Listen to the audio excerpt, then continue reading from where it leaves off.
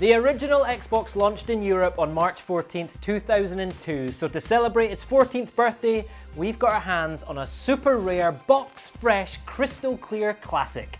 Let's unbox! Well, here we are, folks. Here is the box for the Crystal Edition original Xbox. You can see on the front, we've got that massive original Xbox logo. You can see the Crystal box here itself, and the Crystal S controller there as well. I love this kind of crystally icy effect. This is where things get quite interesting, right? Because we've got, you know, a selection of original Xbox games on the back here. Halo 2, you'll have played that. The very first Forza Motorsport there. FIFA Football 2005 with Freddie Ljungberg playing for Arsenal, and that is actually a young Wayne Rooney playing for Everton there, so that's pretty cool. We've got Star Wars Battlefront, obviously the original back in the day. Fables in there, Pro Evo Soccer 4, and the thing I think is really interesting about this is there is a screenshot of Cameo Elements of Power, which was originally slated for the original Xbox, you know, from Rare, but actually didn't turn up until it became a launch title for the Xbox 360. Now, I'm kind of feeling a bit weird about opening this up. It's been in storage in a secret Xbox UK bunker for 14 years, so taking it out of the box feels a bit like the end of Raiders of the Lost Ark, but hopefully I'm not going to get my face melted off. But before we do that, here's a quick history lesson. The original Xbox launched in the US on November the 15th, 2001, complete with a relatively unknown game called Halo and a controller so big that it was visible from space. A Japanese launch followed in February 2002, with the European launch landing on March the 14th, 2002. The original Xbox came in a black and green finish and sold, well, let's just say it didn't worry the hotcakes too much. To try and stimulate sales in Europe, 20,000 translucent green Xboxes were unleashed on the console's first birthday, bundled with 2 of the new and smaller S controllers. Again, sales were pretty slow, so on the console's second birthday in 2004, the European Xbox team had another pop with the Crystal Xbox, which brings us to this. Right, let's get this open because I've waited long enough. Now bear in mind this came out in March 2004. Starsky and Hutch was the #1 film in the UK, and Yeah by Usher was the #1 song in the charts. So I'm hoping that the air inside here still smells a bit like that. And yes, there's definite hints of 2004 in here. Right, let's have a look. Got some nice blue wrapped up stuff in here. Let's pull this all out. Here, there is your still wrapped power cable. You always need one of them. There is a SCART adapter, if you remember when SCART cables went into your television. More component, audio and video cables there. And here is the Crystal Xbox S controller. And I'll tell you what, that is a good looking controller.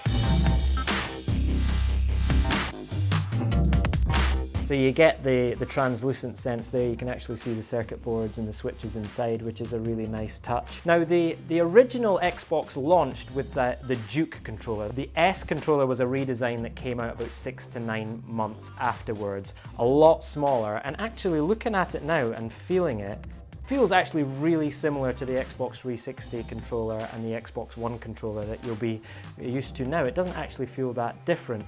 There are a few differences though. Obviously the feel of it slightly changed, slightly different on the sides here. Instead of bumper buttons at the top, it's got this white and black button underneath the face buttons here. The analog sticks are in the same place, D-pad's in the same place. Your start and select buttons have been moved over here instead of in the center of the controller. And then if we look at the back, you'll see that the trigger buttons are actually a little bit recessed into the back of the controller, so that feels quite different as well. But in terms of the dimensions and the feel in the hand, not that different to what we're used to today, so that's pretty impressive. These big holes on the top were actually for memory units, so for all your save games, things like that, you would plug them into your controller and that would let you access that stuff. And of course, back in the day, all the controllers were wired as standard. So that's the controller. I love it. Let's get into the main event, the console itself. Now, you'll have heard that original Xboxes are pretty heavy. You'll remember that yourself as well. Oh, look at this, we've got the original documentation in here as well. There's all your manuals and all that kind of stuff. And here is the console itself. Let's pull it out. Now actually, it doesn't feel as heavy as I kind of remember. I suppose probably not that much difference to a Xbox One these days. This is nice. Look, it's still got the protective film on top as well. This is going to make a nice noise when we pull this off. Like taking a plaster off. That is absolutely brilliant. And check that out. That is a good looking console, is it not? It is a classic. Big and meaty, but an absolute beaut. So let's have a look around. You'll have probably seen the translucent green original Xbox. As I say, this is the Crystal Edition. Now, a bit of a fun fact about that.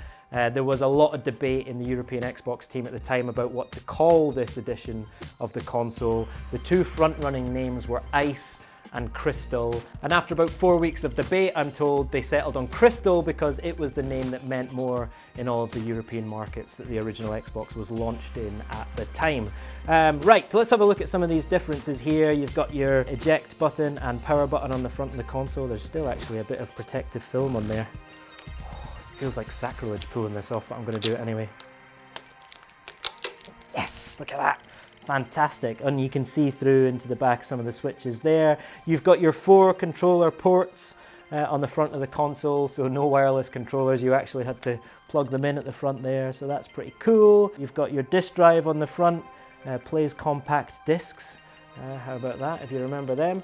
Let's have a look around the side. You've got your venting there, and then the back of the console looks a lot cleaner and a lot less going on than like an Xbox One or other consoles that you'll be used to today. So power cord goes in over here. Here is your audio and video input and output. And this, we're totally used to seeing this now, an Ethernet port. But at the time when the original Xbox was launched, people thought Microsoft was a bit mad for putting this in the console. Dreamcast had one already and didn't necessarily do very well. And at the time that this was on, in the UK, only about 25% of internet users had even had access to broadband. So that was a pretty forward-looking thing for Microsoft and Xbox to do at the time. But as we know, broadband is pretty much everywhere now, and Xbox Live launched, and the rest is history. Okay, so on the inside with the CPU, you've got a 733 MHz x86 Intel Celeron and Pentium 3 with a custom hybrid CPU. And in the GPU is a 233 MHz NVIDIA custom GeForce 3 NV2A DirectX 8.0 based GPU. Look at that. In terms of memory, you've got 64 MB DDR SD-RAM at 200 MHz in dual channel 128-bit configuration, giving 6,400 megabits per second. Now, none of that meant anything to me, but in layman's terms, your Xbox One has a lot more than all of that. Well, there it is, folks. This is now heading to be a museum piece behind glass at Xbox UK headquarters, but it's been a real pleasure and actually quite a privilege for me to open it up. For me, it's a reminder of how far we've come in the last 14 years, but I've also found it quite fascinating to see how close the Xbox One controller stays to the S controller, and how the special edition consoles and controllers that I really love have always been part of Xbox's DNA. Now, if you want to see more ultra rare Xbox console special editions, you can check out my top 9 of all time video. Leave us a like if you enjoyed this, comment below to share your own memories of this gorgeous console, and if you haven't done it already, you should totally subscribe to Xbox On YouTube. Seriously, I'm not getting a pay rise until you've done it, so please. Thank you!